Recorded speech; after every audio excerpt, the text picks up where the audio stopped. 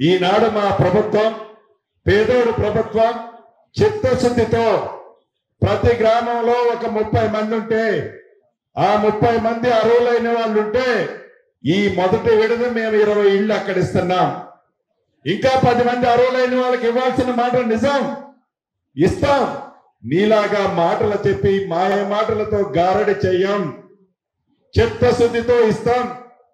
ఈనాడు గ్రామాలలో పేదవాడు అయ్యుంటే వాడు పింక్ కలర్ షర్ట్ తొడుక్కున్నా ఇవ్వాలి అని మా గౌరవ ముఖ్యమంత్రి రేవంత్ రెడ్డి గారు మా కేబినెట్ పెద్ద మనసుతో ఇందిరమ్మ ప్రభుత్వం పేదోడంటే ఏ పార్టీ అన్నది ముఖ్యం కాదు.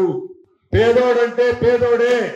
ఆ పేదోడిని ఆ పేదరికం నుంచి పైకి తీసుకురావడం కోసం, ఆ పేదోడి కళ నెరవేర్చడం కోసం వాడికి కూడా ఇయ్యాలి అని ఒక మంచి సంకల్పంతో వాళ్ళకు కూడా మేము ఈనాడు ఇస్తున్నాం.